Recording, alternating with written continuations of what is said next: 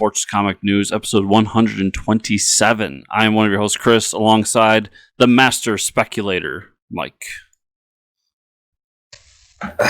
Man, that's like the running joke at the local comic shop that I'm a speculator. It's like, now that I've gone all digital, I hope you all are happy.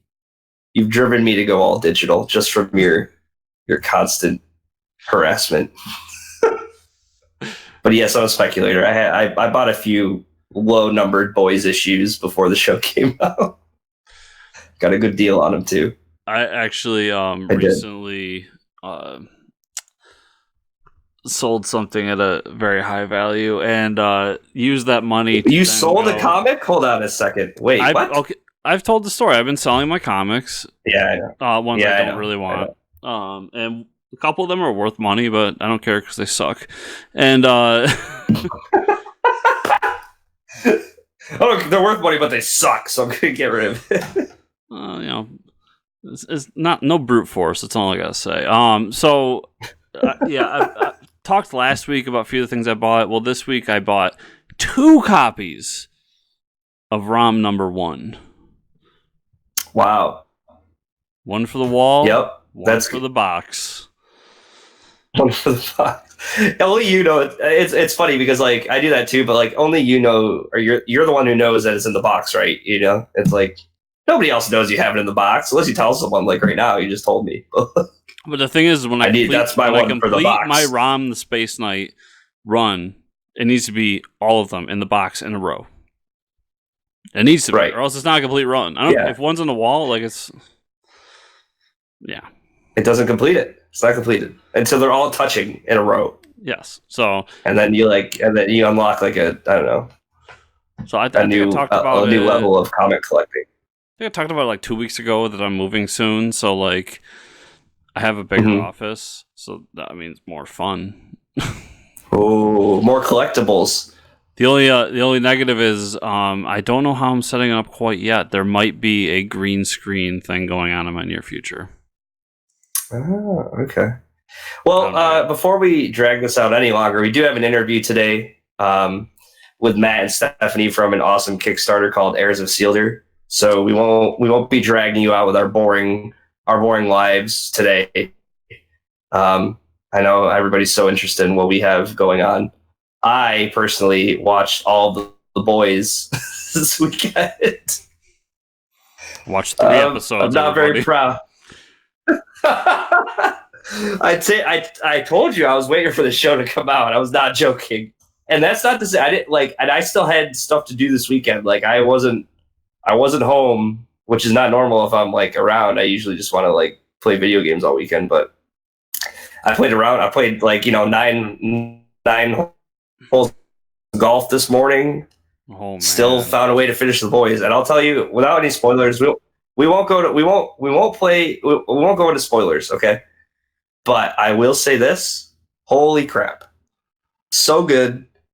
One of my favorite shows right now. Cannot wait for season 2. We already know that it got announced that there's going to be season 2, and Judge Dredd is just as awesome as a trench coat Australian. Yeah, what I've watched of it, I really, really enjoyed, and yeah, I like it. Takes me a few episodes, but I got to the first big death, and it was pretty fantastic. So yeah, I can't. Oh yeah, the gore and they list all the things like the first episode. And anybody who's a fan of boys knows how over the top Garth Ennis is when he writes, anyways, right? But it's like the warning that pops up for Amazon Prime is like I think they almost have every category of like strong violence. Sexual content, nudity, and I think one of them was like rape that they had, which is the first time I've ever seen that as like a warning. But that I was like, they're basically telling you that like they're going all out. They're not holding back, and they didn't. It is nuts. And I suggested it to a friend who never read the comics, and he actually finished it before I did this weekend. Texted me and goes, dude, such a good suggestion. And he's like, that season finale. And I was like, I know, man. I know. It's nutty. But yeah, so everybody, boys, that's all I can tell you. Just go watch it. I've also been playing Marvel Ultimate Alliance 3. Oh yeah, that came out for it's a Switch exclusive, right? It is. That's a pretty big exclusive for them to have because that game has a pretty big fan base. What do you think of it so far? If you like the first two games, you'll like this. It's more of the same. But I don't say that in a negative way because it's exactly what I wanted. Right. It's a Diablo-style dungeon crawler with superheroes. And, yeah, it's awesome. Yeah, I've just been loving it. And like the character designs are like they're closer to what the MCU designs are. But what's kind of cool is we've already been introduced to a couple of villains and even heroes that aren't in the MCU, but they almost MCU'd their design a little bit, and it's really cool. Like Electro's design, I could see them doing that in a Spider-Man movie. So. Oh, okay. Yeah. I see what you're saying. So, like, if they ever made it to the movies, like they took some time to be like, how would they actually put this on the big screen? Yeah, like there's some care put into the art design to it, and cool. the story's cool. I mean, my only complaint about it is that it's another Infinity Stone story, and I mean, as a Marvel fan, I've always loved the Infinity stuff. I'm a huge fan of it, but it's kind of not even kind of. It's recently been a little bit much. It's been done a few times. Yeah, like I kind of want to break from Thanos and the Infinity Stones, but it's a minor gripe.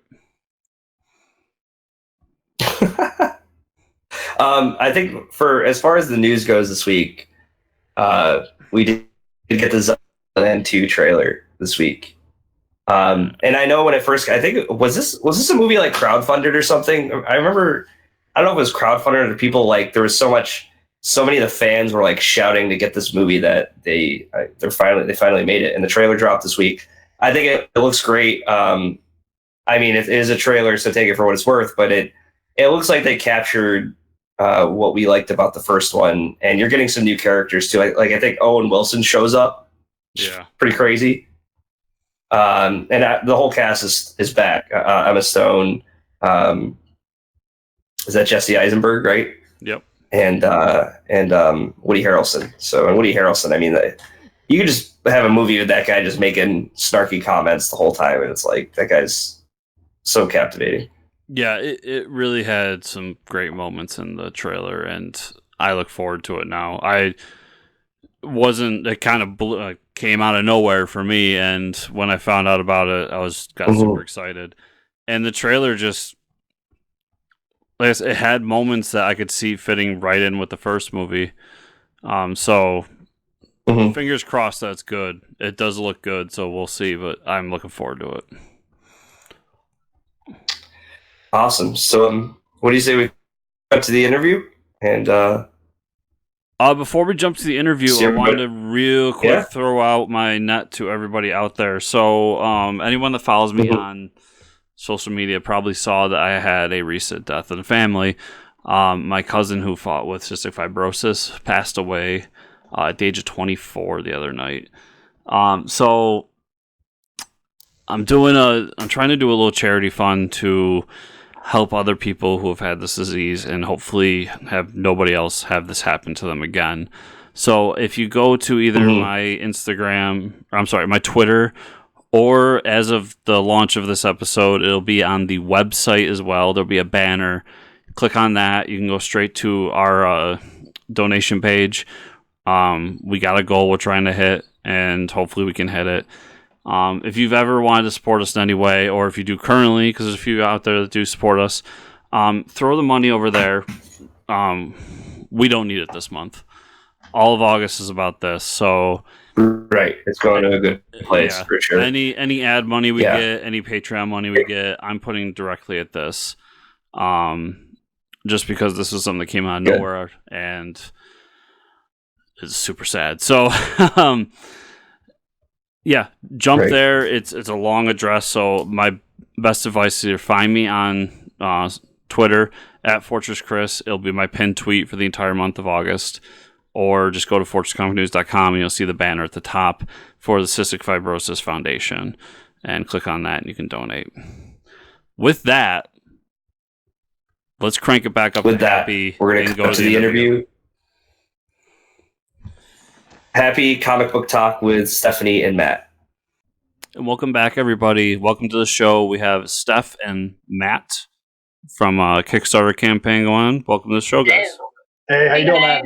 Thanks for having us. Yeah. So today we're going to talk about Heirs of Isildur, right? There you go. And it's going to be an awesome Kickstarter project. But before we dive into that, we like to ask our guests, like, what got you into comics? Was it an early age? Were you reading comics? What made you want to write a comic? All that stuff. So I guess we'll start with Steph or Matt, whoever wants to go first. And let's start with Steph on that one because she's got a much better comic story than I. Yeah. Okay. Cool. Let's hear it. Well, I got into reading comics a little bit later. I was like a teenager. High school is right. Where I started. But I wanted to be a writer since I was 10 years old. That's what I tell everybody. I wanted to be a writer since I was a kid. And then at some point, I realized that the stories I was wanting to write, I was, imagining visually. And I'm like, okay, I'm picturing these in comic form. I just never even knew it. It just kind of took me a while to put the pieces together. So 2017 is when I wrote my first comic script, and it's been kind of a whirlwind ever since.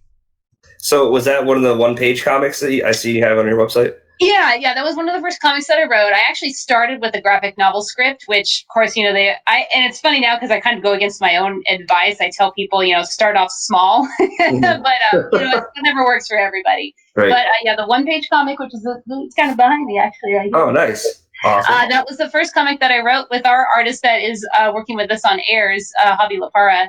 And it was there was an online comic competition going on called Ghost City Comics, and we were finalists in the one-page comic category, and from there it just sort of spurred all these other opportunities. That's awesome. So how was it? I mean, one-page comics tough because you have to get you got to get the exposition out. You have to have a twist or something at the end. So is that difficult? You've got to have the hook, and now it's kind of funny. I mean, and this is not my doing, but I have been coined like the one-page comic person, just because I love doing them. The one-page comic queen. Get it right. Yeah, there you go. I can't say that about myself. Yeah, you can tell she was, being bashful. She didn't want to name herself the queen, but Matt I did not. I'll say it for her. But I've actually written a few one-page comics, and Matt and I actually wrote one together as well. And I just think that they're a huge challenge and they're really tough. Right. But I love coming up with a very simple concept and coming up with a hook that can grab people. Mm-hmm. And so I actually wrote a 2-page comic called Hexed that was in Alternatives. It came out on a Wednesday. And that is actually what spurred our title for that's going to be out next year called The Accursed. So, one thing begets the other with short comics. You kind of leave the door open a little bit for that. Very cool. So what about you, Matt? So for me, I didn't grow up in comics at all. I'm not a comic reader. I'm not a book reader. My mind just is not. It takes a perfect book for me to be able to actually read it. I can tell you right now, I have literally only read one book front to back in my entire life. It doesn't mean I haven't perused it. Doesn't mean I haven't gone in and skimmed through it. But just actually be able to take a fiction book and read it beginning to end, it's just not really been my thing. Mm-hmm. I came from the metal music world. I was in a band that twirled in the underground for many years. We released 5 CDs. But it was all just in the underground, but I always wanted to do something more. Like I always would tell people, I'm not really a musician. I'm just a writer that happens to use instruments to be able to tell my stories. Cool. And when I took about 7 to 8 years off, I was completely burnt out on doing music at the time, but I still had little things that I wrote, just kind of filed them away. And when I decided to get back into it, I wanted to do something more than just let's go put out an album, because nowadays an album is almost like a business card. Nobody's going to pay you for your business card. It's putting a lot of time, a lot of effort, a lot of everything into this business card that gets you kind of nowhere. I'm like, I want to do something more. I want to create universes. Mm-hmm. So kind of like how Steph said, where one thing begets another.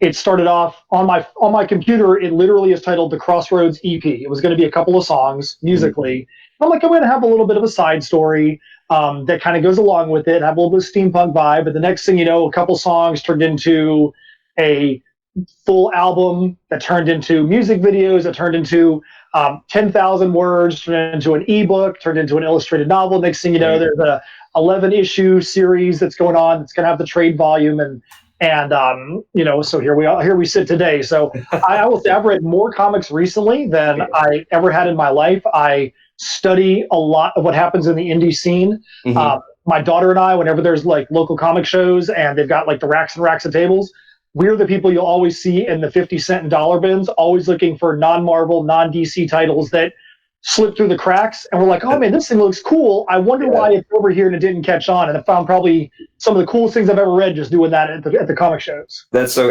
you just described Chris and I at the comic shows. I'm like, dude, check out this weird like man thing from that nobody ever picked up, you know? Like, that's awesome. We have a ongoing thing every free comic book day. I'm the guy that finds the weirdest thing in the like collection of sale stuff. Mm-hmm. I think 2 years ago was Corn Boy. Yeah, Corn Boy. Oh my god. Yeah. Yep. It exists. I encourage anybody to go read it because there's things in that book that we can't talk about here on the show. But it's just amazing to see that it actually was created. Yeah. So let's that transition though from like writing music to creating like a structure for comics was what was that like? I mean, because I guess you have the visuals in your mind. Yeah, I mean, you see it in your mind when you're writing the music, right? Of like if you want to tell a story. Well, with my old band, one half of one of the last albums we did was actually a concept piece that I had written. Mm-hmm. So I had already started trying to visualize something that was going to be kind of an epic and told over a couple of songs, couple of tracks on the album. Mm-hmm. When I started writing the Heirs of Isildur storyline, I didn't really, as much at the beginning, try to say I got to write something that's going to link back to the music. But what I did do was say, hey, I'm going to write what I think is a good story, and try to find ways to take some of the songs that are already written and link some of the instances in those songs back to some of the characters. Can I create a character in this story that could use one of these sets of song lyrics that I've already written that will actually have some substance to it? Like the song Shiver, which we were talking about before we came on camera. Right. Lyrically, that song, the basis for that was written in like 2004. Oh, wow. And when I started to put the album together, I was going through some of my old digital files of lyrics. And I'm like, you know what? This is something I never used. I can go repurpose it, repackage it, turn it into something new and futuristic. And that's kind of where the steampunk thing came into play, because if you think about steampunk, it's always taking these old things, repurposing them, repackaging them, and making them into something that can be new and futuristic. And I kind of felt like I was doing that with a lot of these sets of song lyrics. And so I felt like allegorically, my life was kind of becoming like this steampunk thing. And so I was like, well, let's take that allegory and make it literal. Wow. Very cool. So let's talk Heirs of Isildur. We got the Kickstarter going. You're getting a whole trade with the Kickstarter, right? Yep. Yeah, the Kickstarter we have going on right now, like I said, this story arc, The Crossroads Conundrum, is 11 issues long, which, side note, we are never going to write an 11-issue arc again because that's just insane. Yeah, that's a lot to do up front, right? Yeah, it's insane. But when we got through issue 10, we got to issue 10, and then we said we're going to go crowdfund the spinoff first, which was Tales from Nocturnia, the medieval spinoff. Then Steph and I said, you know what? We want to continue to crowdfund these things that we're doing, but we felt like crowdfunding and starting at issue 11 of an 11-issue arc was going to be ridiculous because nobody's going to jump in at just issue 11.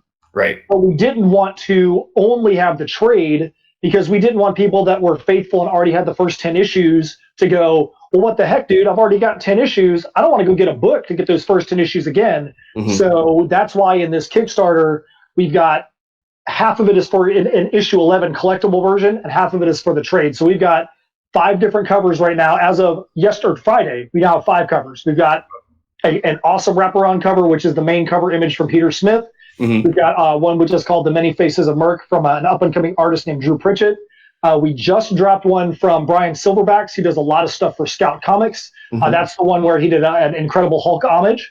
Then we have a foil version of the Peter Smith wraparound, which is going to be killer. And then we have the sketch cover. So there's 5 different covers of just issue 11 for the collectors out there. That's awesome. And then we have the 260-page trade. We call it an enhanced trade because, like I said, the story started off as an illustrated novel, and it is there's a lot of times where it's really wordy, and it's not. A lot of times the text is not tied to the panels. There's not word bubbles and things like that. We're actually going back and re-lettering all 260 pages, so that way, from beginning to end, you've got a consistency of word bubbles and dialogue and the way that the pages are laid out, so you don't feel like you're reading multiple different stories within this one story. You might be reading different chapters or have a couple different artists in there, but you're still reading one story just told by a couple of different artists across the issues. Awesome. So you guys are writing this together, right? Are you collaborating while the story's unfolding, or? I'll let you take that one, Steph. With Airs, we are co-writers. We're co-writing the spin-off Tales from Nocturnia, and we're co-writing the curse that's going to come out with Alterna Comics next year. Airs was Matt's creation and Matt's idea, and he had the whole thing outlined before we ever even met. So for Airs, I am editor and story consultant. Okay. I kind of jumped in about midway through the series. But we're involved. I mean, we have our umbrella content creation company, InSymmetry Creations. Yeah, you both have the hat. I got to get one of those hats. That's our stretch goal. That's kind of our umbrella thing, because I have stories and anthologies that I did before Matt and I met, but we kind of try to say, okay, this is we're co-writing a lot of things together, we're working together a lot, we're business partners. We want to have one central location that everybody can go to get any of our stuff. When we do shows and we have a booth, all of our stuff is there together. So the Kickstarter is definitely our baby, and but Airs was his baby before. Yeah. Well, I mean, it's awesome. We're going to talk about all the other projects too, but let's. The trading cards are pretty interesting to me too. Can we talk about that a little bit? Absolutely. So you know what? Right here in front of me, I've actually got some of the trading cards. These are the ones from Tales from Nocturnia. Okay. So what we did was we wanted to, with Tales from Nocturnia, there was a big, huge cast of medieval characters in Medieval Kingdom that was being spawned off from the story, and we said, man, there's so many of them. We wanted to have this trading card set that was going to have some bios of some of the characters, so that when people were just jumping in, they could take a look at these cards, they could read the bios, they could know from page one exactly who these characters were and what was going on, so they didn't have to spend 15 pages of just understanding characters. When we did the Tales from Nocturnia set, we labeled it as InSym Series 1, so that when we did Heirs of Isildur, we could label it as InSym Series 2, Heirs of Isildur. And what we're doing for this set is, if you're getting them now at issue 11 or the trade, you probably know who most of the characters would be at that point. Right. So even though there's going to be character-specific cards and some location-specific cards, we're going to do it a little bit differently. Like one of the cards we're going to do is going to be called the Many Faces, or the Ever-Evolving Michael Isildur, because across the span of the story, there's been 5 different artists that have put their hand to drawing him, whether it be the album cover or in the issues or a piece of fan art or whatever it may be. And we want to show that, here's these different people's interpretation of what the character is and who they are and whatnot, and just give a little bit of a different take on the characters. Cool. And so we did that so that way people could see, hey, this is an ongoing series. And then one of the other things we're doing we did it for early birds and for elite tier backers on the Kickstarters, we're going to do a hologram holofoil card that you can only get through the Kickstarter, and either as an early bird or an elite tier backer, because we wanted to make something special. Right. So it's not one that's going to go in the pack. If you have the place we're going to go, I think you have to order them in sets of 50. So if we had 51 people that get that card, we'll have to order 100. If we had 49 people order 50, and then the only way you can get it from us is to actually go to one of the shows we're at, come get it from our table. We're not going to put them on for sale online. We're going to make sure it is a legit, super rare card that people that are collectors will want to go get their hands on. Did you hear that, Chris? Exclusive. I know he's excited. Exclusive.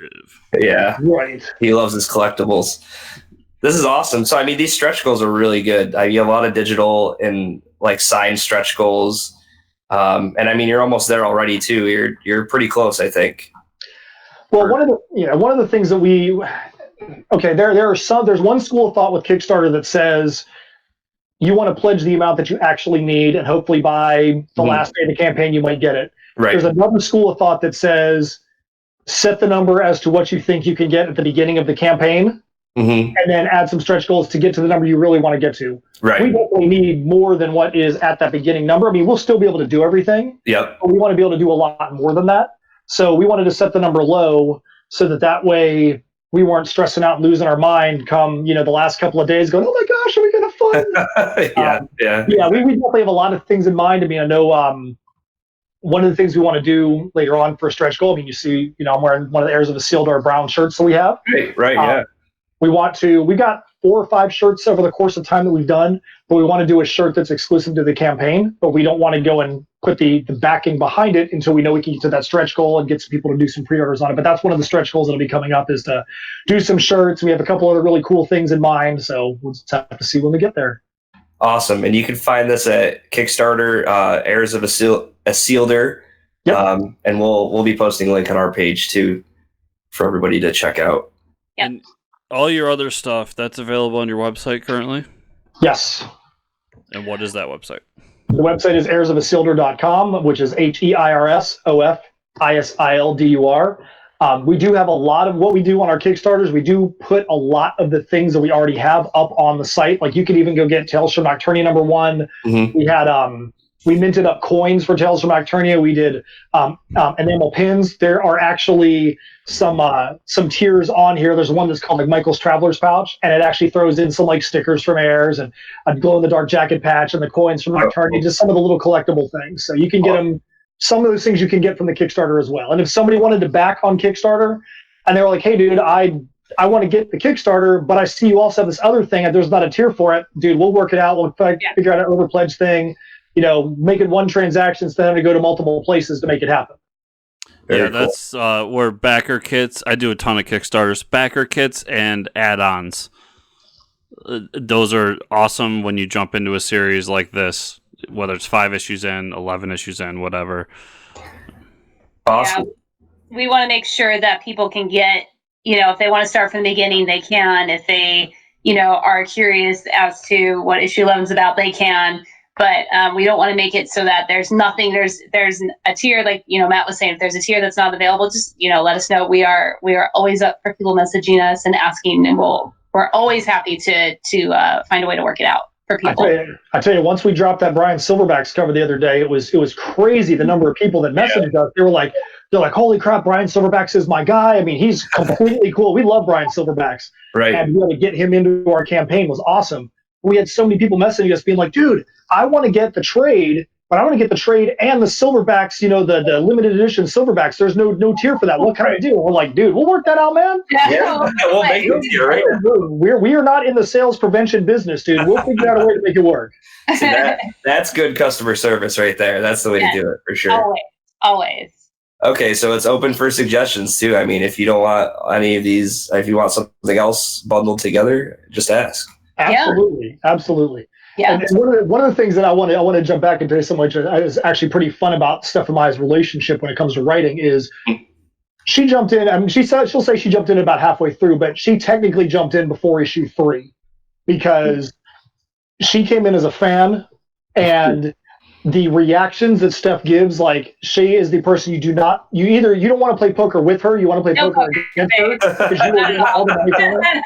Whatever she's thinking is going to show on her face, and she shows a lot of emotion. And it got to the point where very early on, when there was something that a script that needed to be written or read or an issue, hop on video chat, I'd read it to her. I knew right off the bat that things I wanted to hit were going to hit with her, because she just would react really well. Right. And so even like right now, I don't, with Heirs only, not with Tales from Nocturnia, not with The Accursed, because those were co-writing, so we know the whole plot all the way through. Mm-hmm. With Heirs, nobody knows what's happening with Heirs until I get to that next issue. So when we got to issue 11 of 11, it was actually a relief to me, because I had the end of this story arc for probably 2 years. And no one, not my family, not Steph, not the artist, nobody had any clue what was going to happen in issue 11. So when I first read it to Steph, I'm like, hey, you ready for me to read you issue 11 right now? She was like, what? Right now? I'm going to know? And then that's awesome. we got to the end of the issue, and she's like, you can't end right there. I got to know what happens. You better write the sequel right now. Does this happen? Does that happen? I'm like, I don't know. We'll have to find out. Figure it out. TV continued. Wow, that's torture. So let's talk about the other 2 projects that you two have collaborated on, and it's part of InSymmetry, right? Creations. Yes. Yep. Okay. Then you have one coming to Alterna in 2020, right? Want to talk about that?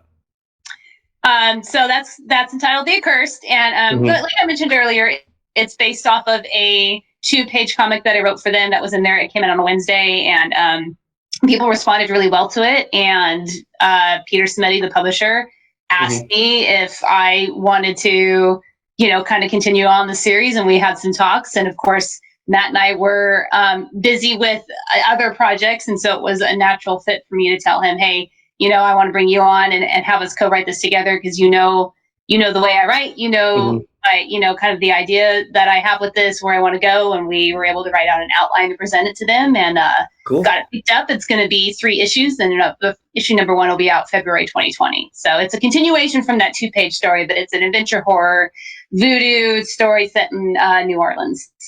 Oh, awesome. Yeah. Then the other title we have is Tales from Nocturnia, and it's a spin-off that from Heirs of Isildur, and you kind of have to understand Heirs of Isildur a little bit to understand why Tales from Nocturnia is significant. Okay. So Heirs, we like to say, is time travel in reverse, meaning it's not about somebody getting in the time machine and going to the past to try and change events to see how it affects the future. It's about a little watchmaker in his little conservative steampunk enclave that all he ever does is try to make sure time works exactly as it should in his little shop. Right. And one day, accidentally, he accidentally opens a time portal, and that time portal starts bringing people from other eras and other times to him. And so this guy who's all about making sure time works exactly as it should could be the guy who ultimately breaks the timeline. Oh, wow. So the way that Tales from Nocturnia spins out of Heirs is, if you look at the wall that Steph has behind her, she's actually got a poster that from issue 6. You want a Vanna White? There you go, Vanna. So in issue 6 of Heirs, the person that gets pulled through the portal is a medieval king. Oh, cool. And the medieval king gets pulled in just after he's executed his best friend for having an affair with the queen. At the execution, the queen jumps to her death. So the king is obviously all shaken, because now in the span of a short amount of time, he's just killed his best friend and lost his queen. He rides his horse out into the wilderness, and that's where these portals that are opened in Heirs of Isildur goes and pulls him into the Heirs of Isildur storyline. Very cool. We thought that it would be really cool to say, what's going on in this medieval kingdom? They've lost their king, they've lost their queen, they've lost their next in command, they have no leadership, they're in the face of an imminent threat. How are they surviving? How are they figuring out how to make this work? And one of the cool things as a reader is more than the inhabitants of the kingdom of Nocturnia, because when the king rode out on his horse that he went in through a portal and became part of the Heirs of Isildur storyline. Okay, wow. This medieval kingdom, all they know is our king rode out. We don't know where he is. Did he abandon us? So the story starts out with these different factions that are like, our king will be back. We have faith in him. There's others that are like, this mess we're in is his own fault, because look what he did with Zarek and the queen. And, we don't, who cares if he comes back or not? So they start off with that battle, but you already know before the story even starts, hey, dude, your king is off somewhere else in some other period of time. So it makes it kind of cool, kind of seeing how these guys are interacting and trying to figure it out. And you're like, dude, you guys have no clue. That's super interesting. I mean, there's a whole story there, just and you've grasped it, and you're like, okay, now we have to tell this story too. Yep. Yeah. That's exactly how it happened too. Because it was never Matt's intention to write Tales from Nocturnia when he was thinking of Heirs. It just slowly evolved, and it actually kind of with the help of our artist Javi Lapara, he drew this scene with the executioner, and the way that he drew it, we just kind of that right there, and we just kind of awesome. Like what's going through his mind, and we just kept going back to this executioner. Like, we kind of want to tell a story about this guy, and from there. Right. So this panel right here, this top panel, the very first panel in Tales from Nocturnia. Oh. That panel in and of itself, in essence, is also in Heirs of Isildur. Okay. And in Heirs of Isildur, that horse that's riding out, we follow the king to what he's doing. In Tales from Nocturnia, we take that same panel and we flip it around, going behind the executioner. His name is Beninock, and we start off from Beninock's point of view. He's like, so what am I supposed to do now? I just killed the best friend of the king. Yeah. I've got the queen's dead body here. The king had just rode off. What happens now, dude? I've got these dead bodies I've got to deal with. Nobody to instruct me at all. Like, where do I go from here? Exactly. And the story just jumps right in with all these different groups and people that are going, well, what do we do? What's the next step? I mean, there's no blueprint for this. What do we do? Right. Wow.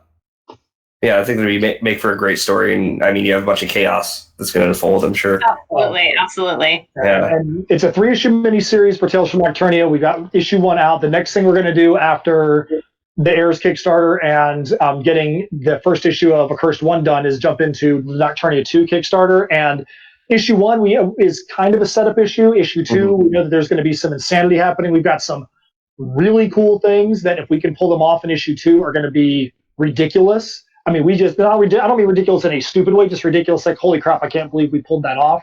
Wow. So we are super stoked to get to that issue, because if we can pull these things off, we're going to feel pretty accomplished. Awesome.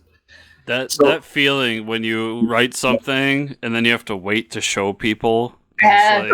It's gonna be so good. Like, I want to tell you, but I can't. Yeah. It's one of the best feelings in the world.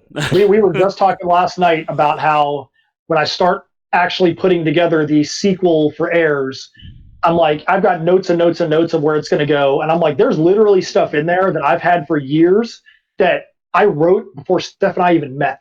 Mm-hmm. And I'm like, for me to be like, I've had this stuff just off in the corner, can't tell anybody about it. Right. And now I finally am going to get to a point where probably the next few months somebody is going to finally get to see where my crazy mind has gone. I'm like, yeah, I feel you, man. I feel you.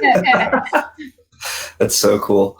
So if we want to direct the listeners and viewers to a spot to find everything, you have a website for your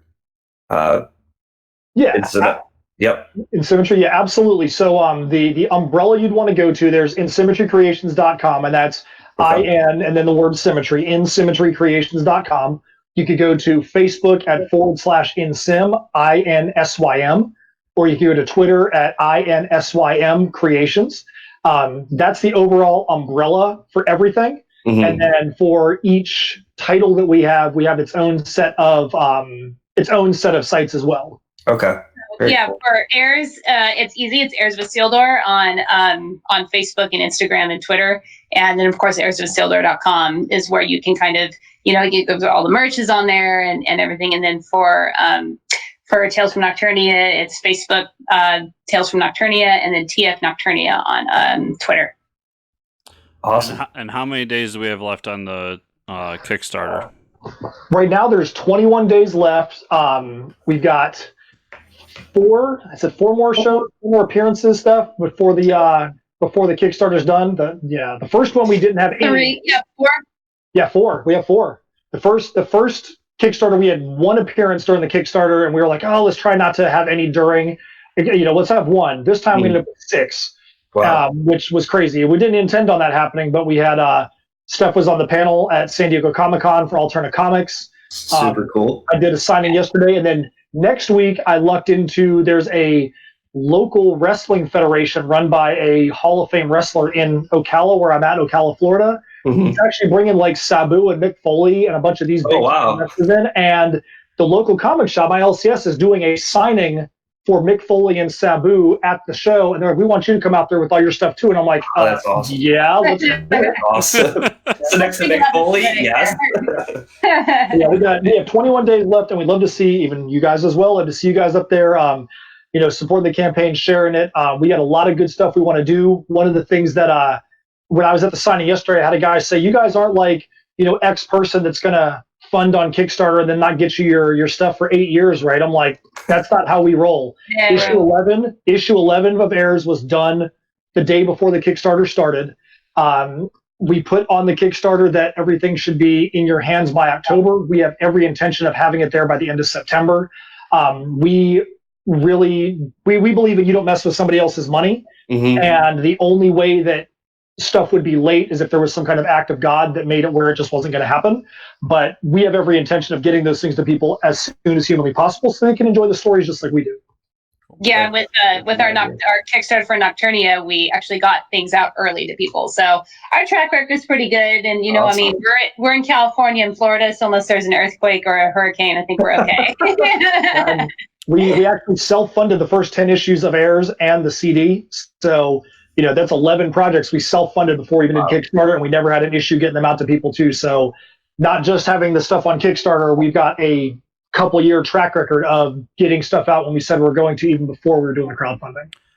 What was the name of the comic shop that were you doing the appearance at? Bearded Brown Coat in Ocala, Florida. All right, if listeners, if one person doesn't show up as Dude Love, that entire signing's a failure. I'm calling it now. So I expect somebody to do it. Bearded Brown Coat in Ocala, Florida, and the signing is 2:30 to 5 this coming Sunday. Is that August 4th? And then right after that, Dory Funk's Bang Wrestling Federation has a show at 6 o'clock at the, I think it's at the Riley Center. Okay. Cool. And you want to plug your other 3 appearances too? Hell yeah. So we're going to be at Sunrise Comic Con in Sunrise, Florida on August 10th. That's going to be the first time we've actually been in Southeast Florida. Wow. Then we're going to be rolling up to Clearwater, Florida the next day for a show called Steampunk Bash, which is, we've got, a foot in the comics world, the metal world, and the steampunk world. Right. And it's going to be a little steampunk pop-up gathering with a bunch of really awesome vendors that we know and love. And then the next weekend on August 17th, we're going to be at Acme Superstore in Longwood, Florida, which is a famous comic store. And we're going to be there for Comic Creator Con, which is a show that myself, Joe Rodriguez from Dust County Chronicles, David Byrne from Stake and The Couch, and Steph have all put together. There's going to be between 18 and 20 creators. There's a bunch of Scout Comics people, a bunch of people from Kablam, up-and-comers, names that are all going to be there. It's going to be a really cool little event that we're going to have over at Acme. Lots of creators will be there. It'll be a good show. Awesome. Yeah. Well, thanks you two for being on the show. We greatly appreciate it.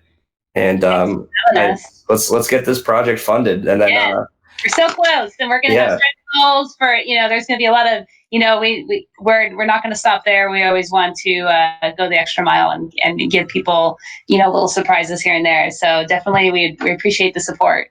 Yeah, awesome. And when the next book's ready to be launched in 2020, we got to have you back on to talk about it. Yeah. We will definitely have another book that will be starting before the end of the year too. Just because The Accursed is going to be in 2020, we believe that we're going to have Nocturnia 2 starting probably before the end of the year. What do you think, Steph? Does that sound right? Yeah, I think there's a pretty good bet that considering we work all day every day. I think it's a pretty good bet. They get a little now. We're not getting much sleep these days, but it's worth it. Okay, sleep's overrated. I know from experience. Yeah, I need sleep. Whatever. Awesome. Well, thanks, guys.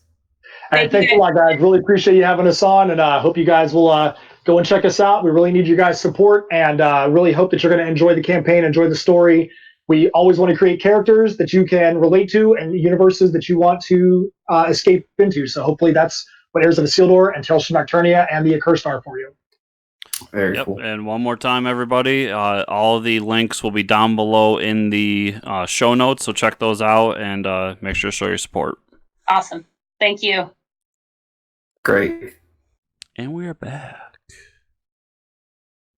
Oh, wow. What a great interview. Can't wait to have them back on. And I love it when it really warms my heart. I don't know about you, but when they first log in or join the chat with us, because we do a little bit of talking, back and forth before we actually record. They're like, "What? It's not real time? Is it a script?" I guess you'll never know. But what I think is always great is when they show up with the banners behind them or original art, or they try to people put themselves in a nerdy environment, with action figures and stuff like Chris awesomely does every episode. But it just warms my heart that people take the time to to set up for us, because we take some time to set up for people, but it's I don't know, it just makes me happy. You probably are whatever. Yeah, I feel it doesn't matter who it is. We can interview anybody, and it's if they take, position themselves or put art behind them, put banners up. I don't know. I thought it was cool. Anyways, go check out their Kickstarter and their projects. They're great people, and their writing is great. And time travel. I mean, come on! I already backed this Kickstarter. Are you kidding me? And you say time travel, I threw my money at you. That's pretty much how it goes. Yeah, we got off the call with them, and he's like, "I got to back this. Screw your recording. Let me back this." Yeah. I don't have time for recording. Anyways, let's talk about the comics we read this week. I read quite a few. Did you read quite a few? Oh, well, that's a surprise to me. And I think we got a good mix this week of like stuff I read that you didn't read, stuff you read that I didn't read. We both read. Let's just start off with Batman because DC's turning into the Batman franchise. And I always see these articles and like fans every week are like, DC's turning into the Batman company. It's like DC's always been the Batman company. Yeah, like they always marketed Batman as like their main focus. Nothing's changed. So yeah, all the people out there that say that, I want you to do something real quick, and that is to go to the sales charts, and I want you to see that Batman is usually 1 or 2. The rest of the top 10 are either The Walking Dead, which no longer is it The Walking Dead, but are either The Walking Dead or Marvel. And that's not a joke. Mm-hmm. That is literally the top 10 every month, with few exceptions. So, yeah, you're in the Batman business because that's what all of you nerds are buying, just like me and me and Chris. Anyways, well, let's jump into Batman, The Curse of the White Knight. If anybody remembers, The White Knight was a great book, and it was 4 issues. Was it 4 issues? No, it was like 7 or 8. 7? It was a mini-series. Well, I guess you could call it a mini-series, right? Yeah, anything that's not ongoing is technically a mini-series. Yeah, so it's Sean Murphy writes and draws. I mean, this guy is super talented. And we kind of pick up where the first series left off, where Joker's been incarcerated. Batman and Commissioner Gordon are kind of like working together now, right? But Bruce has revealed himself to Commissioner Gordon. Right. That's right. And then he thinks, the whole resolve that came from the first series was Batman has all this money and influence and power, and all he uses it to do is dress up as a bat and punch people in the face. If he really wanted to make a change in the city, like, he should do what the alter ego of Joker was doing, is like, develop programs, outreach, all this stuff, and like work with the community that way. And now we're going to start to see that, I think. Yeah.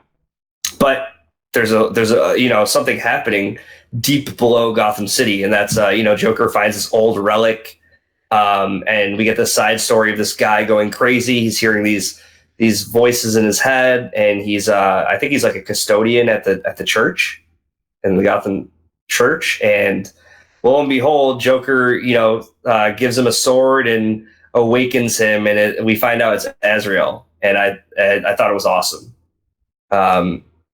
I thought it was a really cool scene, and so basically he's going to be the main antagonist for the book, I think, for this series. Yeah, the last series was one of my favorite Batman things in a long time. Mm-hmm. And I love the way Sean Murphy draws Batman specifically. Right. And this issue was up there with the last series, in my opinion. Oh, yeah. Right. I had things about the first series I really enjoyed, and this one seems to have similar twists that's going about. So I look forward to reading more of it. Yeah, it was awesome. And, it's, like say, more and more Batman, but this is the Batman I like. It's more of a detective style Batman, I think, too, but it's a good story nonetheless. Dial H for Hero number 5 this week. Man, this was a great issue. Did you read this? I'm not reading Dial H. Oh, you're not reading Dial H? Of course you're not. It's like my favorite book. I don't know why, but this, I always say every week this book has heart. So Mr. Thunderbolt, who's the main villain, has the dial. And what he does is he traps Miguel in the Heroverse, and so like the whole issue is Miguel and the operator too. Yeah, the operator is like the good guy that's trying to save him within the Heroverse. But so they go through the Heroverse, and basically the Heroverse is almost like a part of the multiverse where all the origins are created of heroes. So Mr. Thunderbolt's trying to escape through the Heroverse. So as they're chasing him, like you see the Batman origin, you see the Wonder Woman origin, you see Green Lantern, and then you see a bunch of like heroes that weren't created yet. That like and then you see like down in the depths below, there's the villain, and they get into this whole conversation of like, there's a moment where the decision is made whether you fight for the good or fight for evil almost, and it's the Heroverse is powered. It's powered by like a decision that you make, and they try to like figure out like when is Miguel going to become a hero? Like when has he made that choice? And it's a really cool issue. I thought it was. I never read anything like it about the Heroverse. I thought it was a cool approach to another level of the multiverse. You know, instead of going like in the time stream or the Speed Force or something like that, now we have the Heroverse, which is really cool. I thought it was a cool play on it. Freedom Fighters number 7. Fuck yeah. Oh yeah. Plastic Men are back. Well, I don't think they ever left, but the Plastic Man. The Plastic Man, yeah. They're creepy as hell, dude. How creepy are those dudes? Oh my god. What a great issue. They're still hiding out in this person's basement. The defeated freedom fighters are. We find out that the human bomb has been taken hostage by Hitler's like great grandson. Great grandson. Yeah. Adolf Hitler III. Adolf Hitler III, the crazy weirdo that he is. He starts trying to torture the human bomb, and because that's what he likes to do. He's an expert in torture and stuff like that. While that's happening, the Plastic Men invade the home that they're hiding out in, right? And the super creepy Nazi Plastic Men are just, I don't like them at all. Especially because they can hide amongst you, right? That's probably the creepiest part.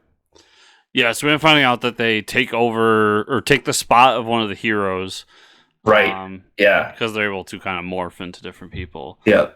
Yeah, it was super creepy. And there was a really great discussion in this issue where the family that they're hiding out with happened to be African American, and is it Black Condor?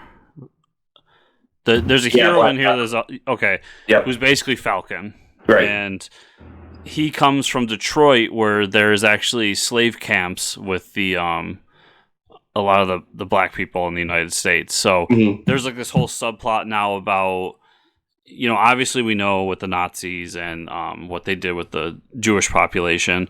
Right. Well, in this alternate timeline, of course, they're going to go after minorities, the opposite of the Aryan race, which is African Americans and Latinos and so on. So there was a cool is probably the wrong word, but there's an interesting plot line there with what's going on, and that kind of leads them to the point where Black Condor realizes that they have to go to Detroit to get the formula for the Plastic Men, and by doing that means he has to go and confront probably the worst thing someone can look at, especially an African American walking into a slave camp of his own people.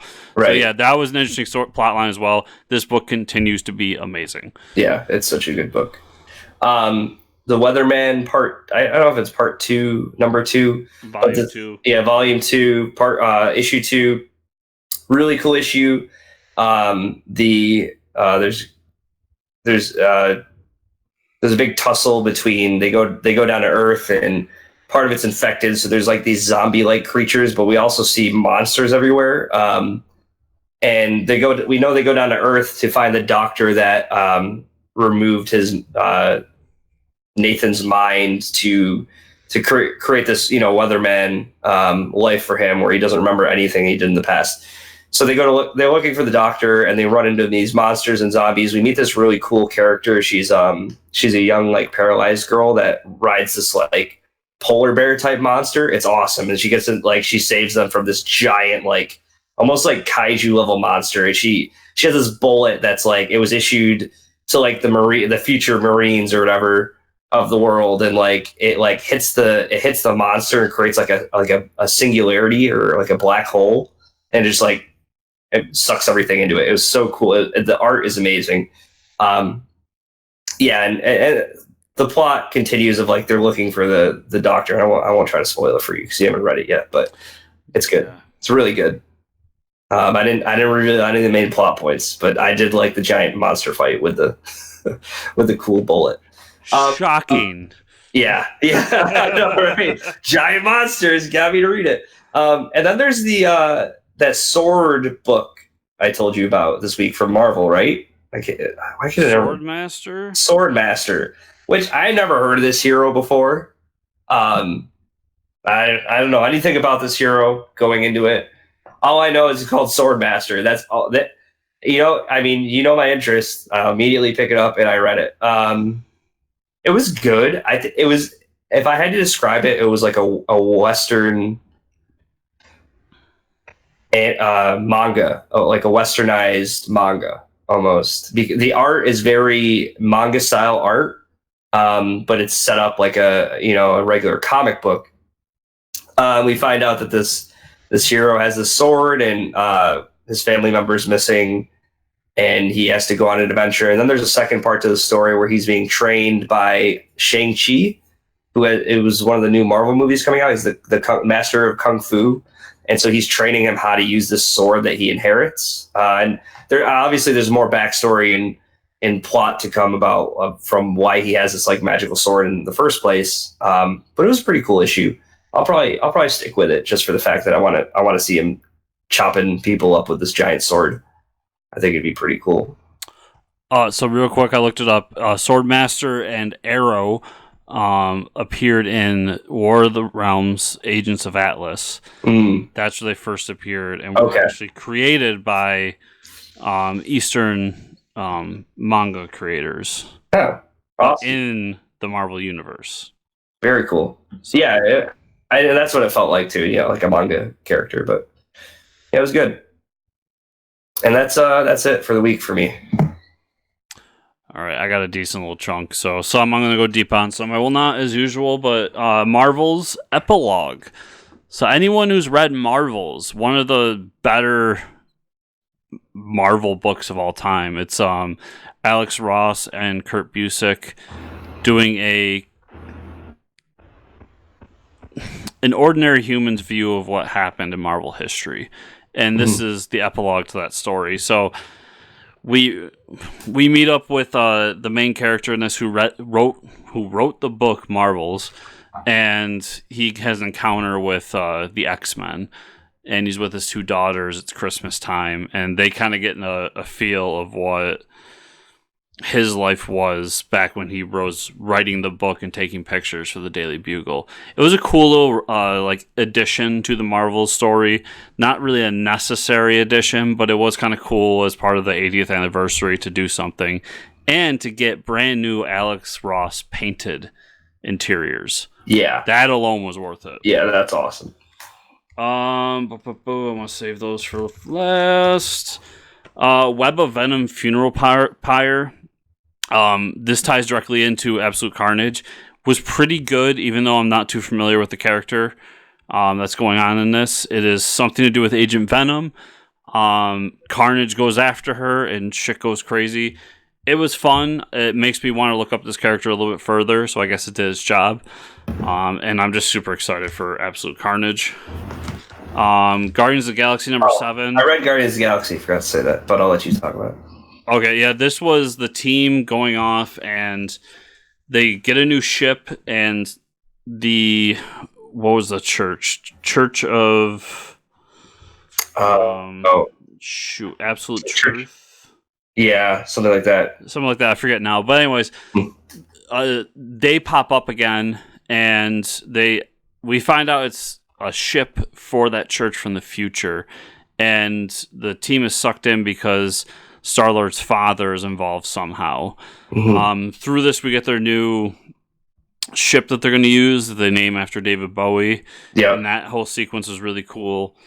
And we get our first kind of moment with the team all together. So good issue, and ends in a way that was very intriguing. Yeah, don't want to give it away, but it was just that was a cool twist. Shocking to see. Cool twist at the end. Yeah. Curse Words number 23. Absolutely love this book. If you haven't checked it out, I have the feeling it's nearing the end of its cycle, but I definitely recommend it. Amazing Spider-Man 26. This is introducing the new syndicate of supervillains. It's an all-female supervillain team, and they're going after Boomerang. So, okay story. It was a little, how can I say, politically bent, and almost to the point where it was kind of cringeworthy at times. But we have a cool supervillain team, and hopefully it turns around soon.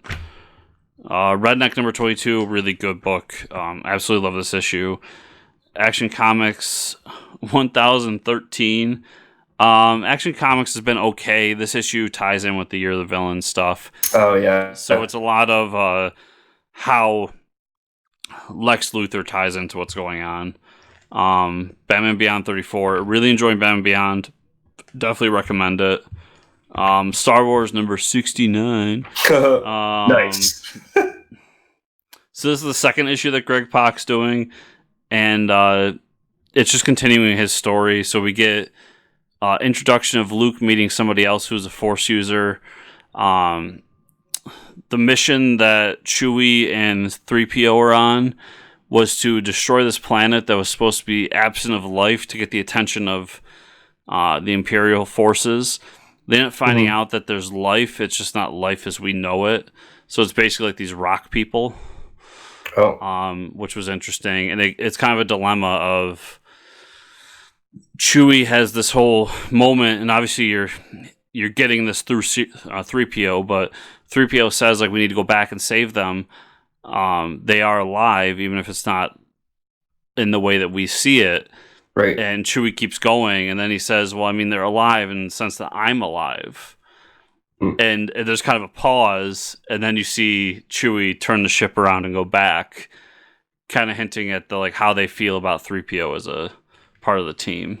They've always given like 3PO the shit end, you know? Yeah, and I like that he had that moment of like, well, he kind of gets to see what Chewie thinks of him, really, because he kind of says it flat out, like, well, they're alive in as much as I'm alive. Like, right. I think I'm alive. Yeah. So my last three are the big ones. History of the Marvel Universe, number 1. This is the Mark Waid book. This is not for the lighthearted or the casual reader. This is a deep dive. Right. I kind of stayed away from this one.